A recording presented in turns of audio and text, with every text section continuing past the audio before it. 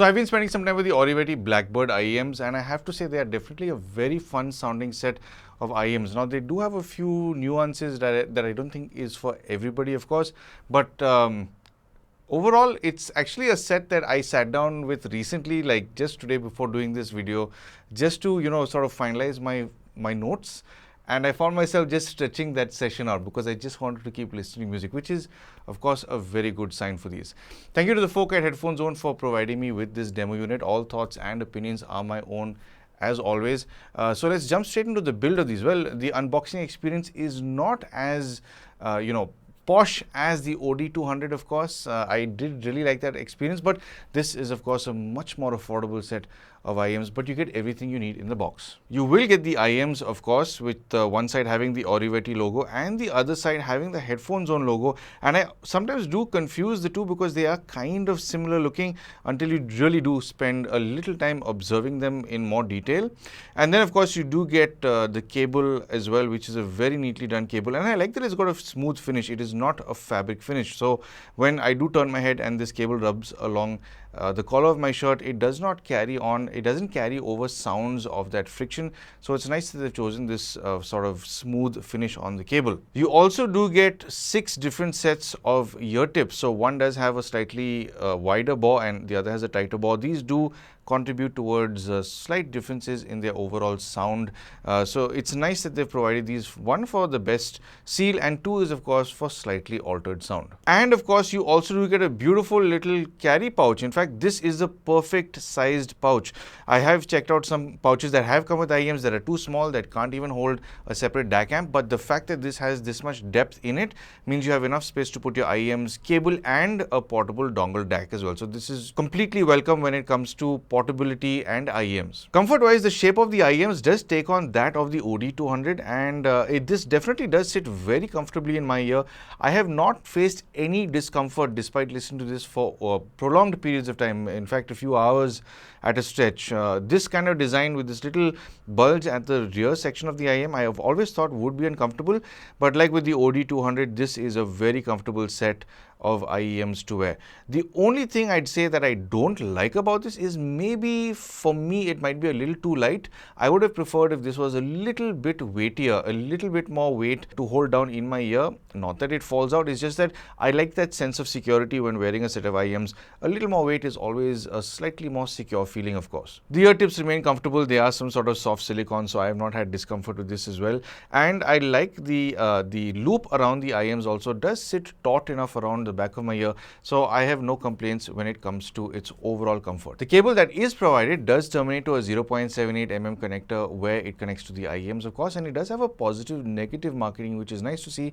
And the other side is, of course, terminated to a 3.5 mm connector, so you can plug it into your portable dongle DAC or computer or phone or music player. The one gripe I do have, however, I mean, no doubt this does have a very good finish overall when it comes to its design, its overall material used. It's definitely beautifully done.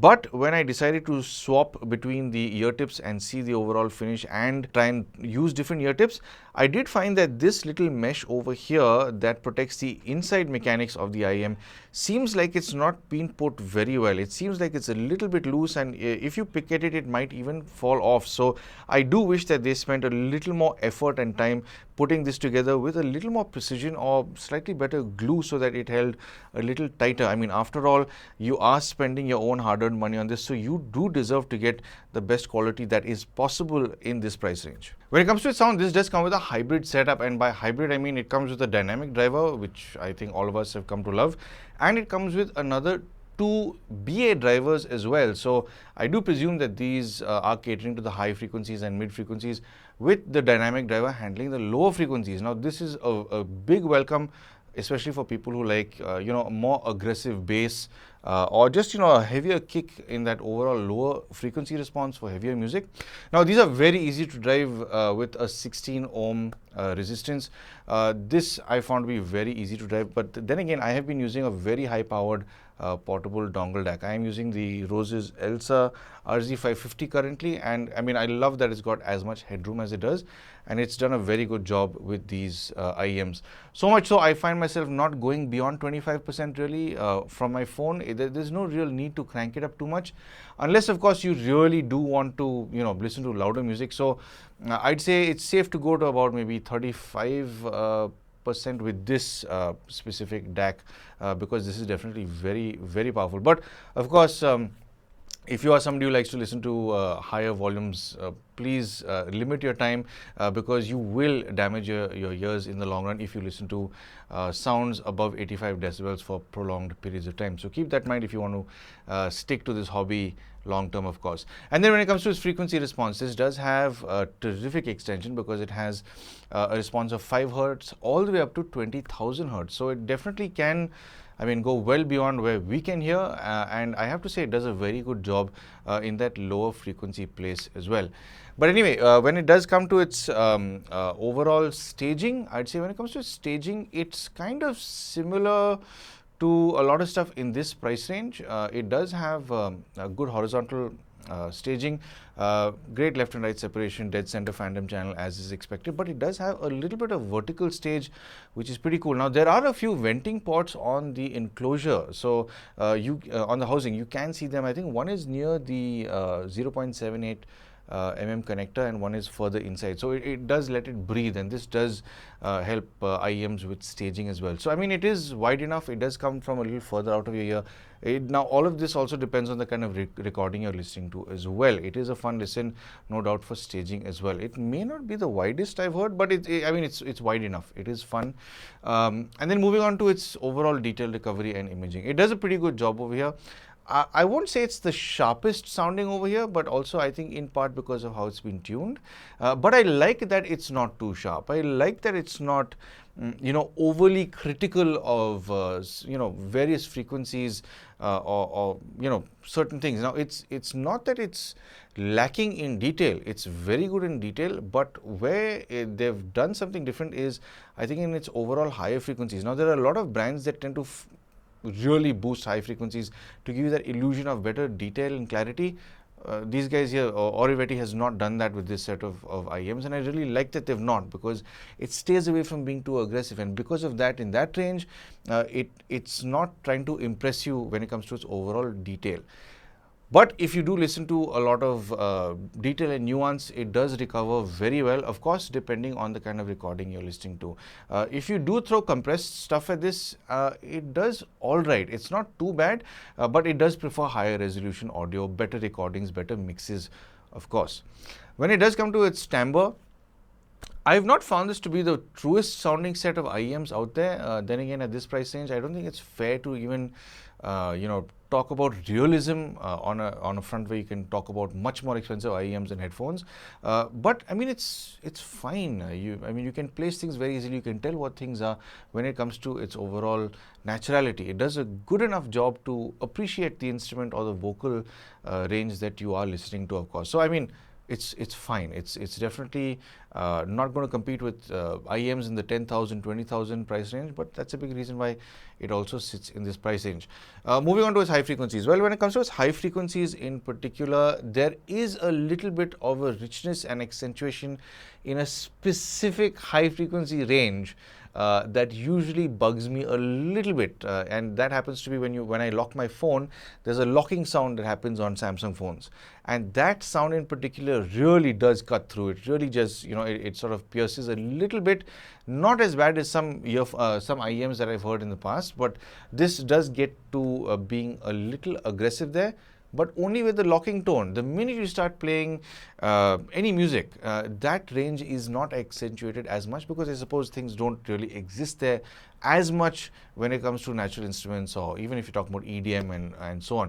But this range, it's got beautiful sparkle. It's definitely tuned to be a little elevated, but at the same time, there is no harshness. There is no overly exaggerated richness over here. It's just right. In fact, it's beautiful sounding with a lot of classical music. In fact, I've been listening to a whole bunch of stuff just before shooting this video, and it just pulled me in because it's genuinely very enjoyable.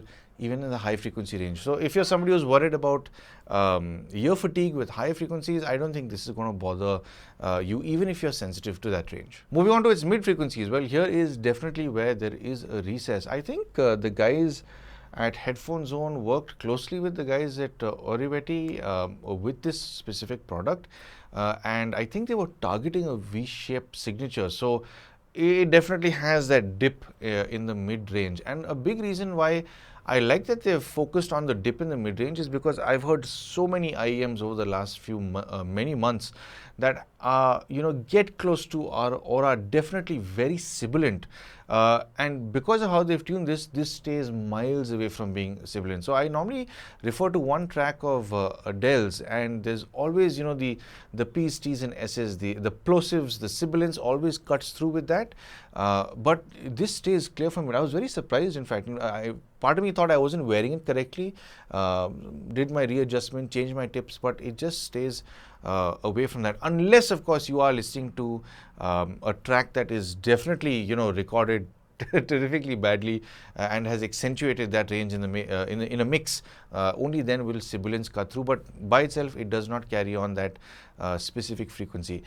There's a great amount of separation over here between vocals and instruments. I mean, it's definitely if you're someone who's coming from a more affordable set of IEMs, I'd say it is a small step up. It's not night and day, of course, diminishing returns and everything, but it does a very good job of itself. And in fact, even in this range, it's a very dynamic sounding set of IEMs, because it doesn't start freaking out when there's too much happening.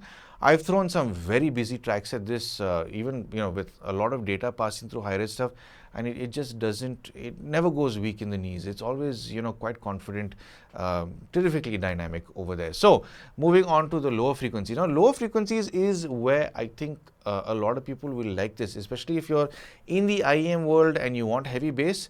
This is a terrific set of IEMs. Whereas if you're coming from a set of wireless earphones, I don't know, whether you're spending 2,000 or 20,000, a lot of wireless earphones just have an oomph or a bloated approach towards presenting lower frequencies. If you're coming from that, this will not seem impressive to you. This is, it's a bit tighter, it's better structured, it's better defined. It's not just vomiting out bass like wireless earphones are, which is why I also like this. It's just right. Now, I'm not somebody who really likes too much bass, so much so I have found that this can be a little too much for me. It's a little too accentuated in the lower frequencies for my taste. Then again, it exists more in the, I'd say, mid-bass to sub-bass regions, where that lower frequency does really have superb extension. It really does go down low. And I'm talking about move away from classical. Classical is limited to how low it can go. But the minute you throw super dynamic tracks at this, like I've played a track called Lingus. I'll mention that. I'll leave a link down below so you can listen to that. Some great stuff there, EDM stuff. Anything that's heavy in the lower frequencies mainly. This thing, it's not a slouch. It does not struggle, and at the same time, the mid bass and sub bass that is accentuated and thrown at you, it somehow does not interfere with the mid and high frequencies too much when it comes to its overall detail. I suppose having separate drivers can contribute this toward this to a certain extent, but considering all of those frequencies are being born in the same housing, it's pretty amazing that it doesn't eat into more detail, considering how much bass and energy that is coming out of these. So I mean, it's pretty great for its overall bass for sure. And yeah, I'd say it definitely does have some sort of a V-shaped tuning, but they've done it just right, because like I mentioned, the sibilance is gone.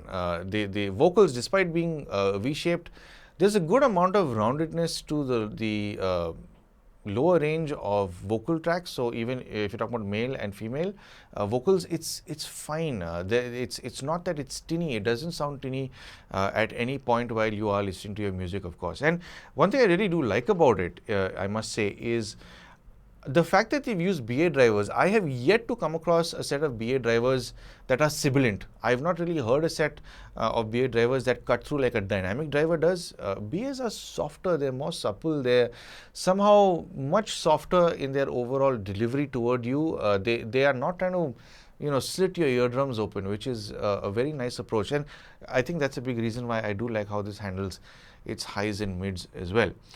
So anyway, there you have it. That's my breakdown of how these sound. So jumping onto the price, if you do want to pick these up, of course, I think they're being sold at a very interesting price. And I think rightfully so, considering how they sound, considering how they're built. I think these are definitely well worth the price. So you can buy these, of course, thanks to the Headphone Zone Oriveti collaboration. These are available on Headphone Zone, of course. So these do have an MRP of about 5,999 rupees, but you can buy these for about 4,999 rupees, which I think is a pretty good deal. Provided, I think they really need to figure out that little meshing thing. I did feel uncomfortable about it because I know for a fact that if I were to spend that amount of money on IEMs and I were to see that, little movement in the meshing to see that there's a possibility of it coming or giving way when it's brand new, that's something I'm a little hesitant about. It's something I'm a little skeptical about. So I don't know if this is a batch related thing, because I do know the first products that are shipped out for review are definitely first batch. So maybe, and I'm saying maybe, this is only restricted to the batch that has been shipped out for reviews. If you are skeptical about it, sorry to the guys at Headphone Zone for this, but you guys need to call them and find out about this. Ask them if this is an issue and if it has been rectified and the newer units are built a little bit better.